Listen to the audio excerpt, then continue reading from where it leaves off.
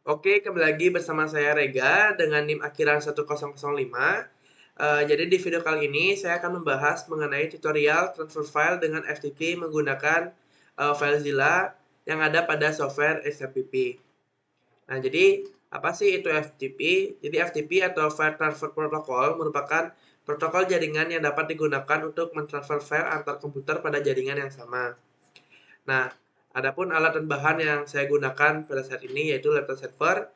Nah, laptop server ini adalah laptop yang sedang saya gunakan pada saat ini dengan Windows 11 dan IP jaringannya itu adalah ini sebenarnya 192.168.18.4 seharusnya ya, saya typo di sini. Kemudian yang kedua itu adalah laptop klien, namun untuk pada saat ini saya tidak memiliki laptop lain, jadi saya menggunakan software tambahan yaitu VirtualBox. Jadi kalian dapat menginstal VirtualBox terlebih dahulu dan menggunakan uh, software setelah kalian di sini saya menggunakan OS Windows 7. Kemudian bahan yang ketiga itu adalah software XMPP itu sendiri.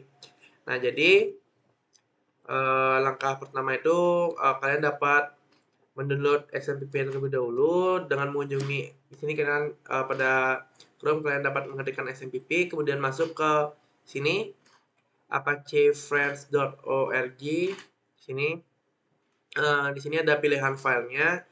Jadi kalian dapat menyesuaikan pada OS laptop kalian sendiri. Jadi kalian sesuaikan saja.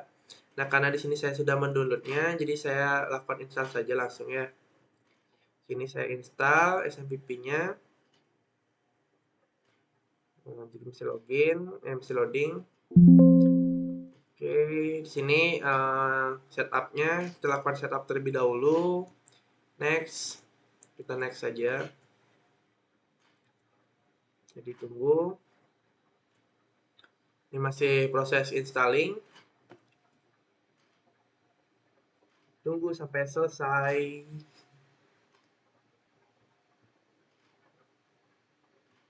Mungkin untuk mempersingkat waktu, nanti pada proses installing ini akan saya klip beberapa ya.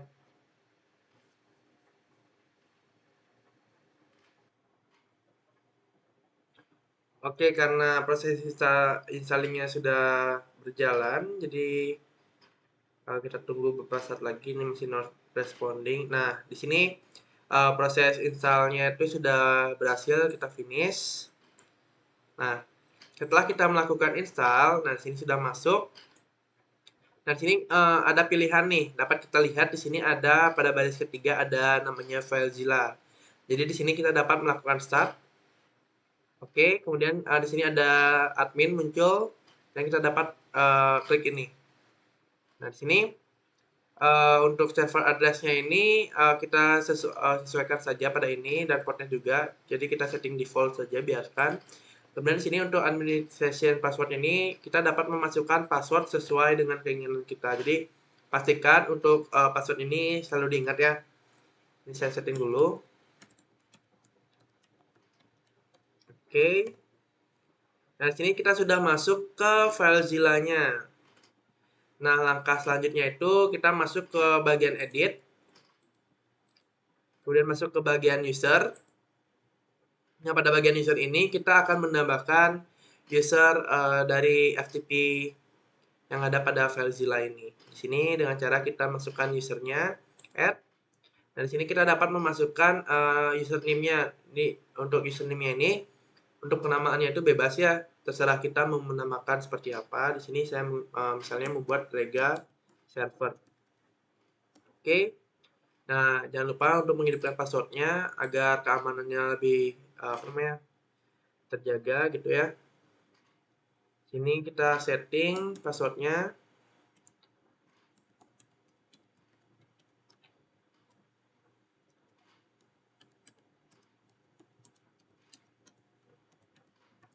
Pastikan untuk passwordnya ini kalian ingat apa itu password yang telah kalian buat pada saat ini agar untuk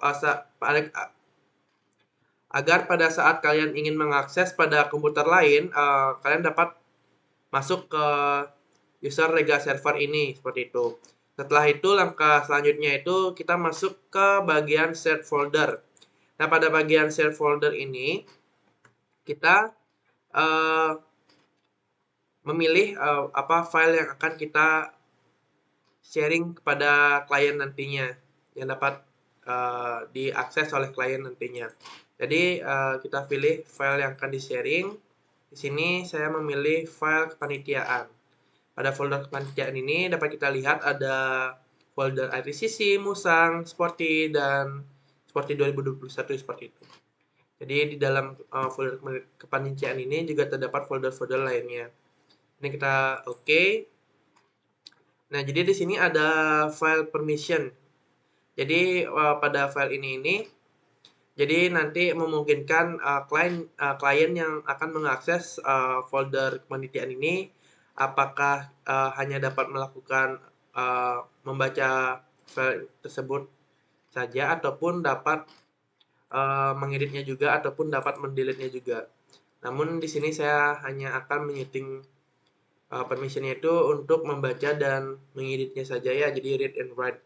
Jadi nanti pada saat klien mengakses folder kepanitiaan ini, dia hanya dapat membaca dan mengeditnya saja. Jadi dia tidak dapat menghapus folder kepanitiaan ataupun isian dalam folder kepanitiaan tersebut. Setelah itu, karena ini sudah kita setting file yang akan kita sharing, ini kita oke. Sini akan muncul status dan setting account setting. Jadi untuk settingnya itu sudah selesai ya pada FileZilla server ini. Jadi untuk konfigurasi FTP menggunakan FileZilla server pada XMPP ini sebenarnya cukup mudah. Nah, selanjutnya ini kita masuk ke VirtualBox karena saya sudah mempunyai komputer lain, jadi saya menggunakan VirtualBox. Oke, saya kelupaan. Jadi sebelum kita mengakses filenya itu, kita cari tahu dulu IP address pada komputer ini, pada komputer server. Dengan cara kita dapat masuk ke CMD, kemudian kita ketik ipconfig, enter. Di sini dapat kita lihat pada wireless LAN adapter WiFi. Di sini pada IPv4 address-nya itu, di sini alamat address IP-nya kita. Jadi di sini 192.168.18.4 ya. Jadi pastikan 192.168.18.4. Nah, kita masuk ke File Explorer pada VirtualBox. Di sini untuk mengakses FTP itu ftp:// kemudian kita masukkan alamat IP yang tadi 192.168.18.4. Nah, setelah kita mengetikkan alamat tadi, alamat FTP-nya, maka akan muncul pop-up seperti ini. Nah, pada FTP servernya itu di alamat 192.168.18.4. Nah, kemudian kita diminta untuk memasukkan username dan passwordnya.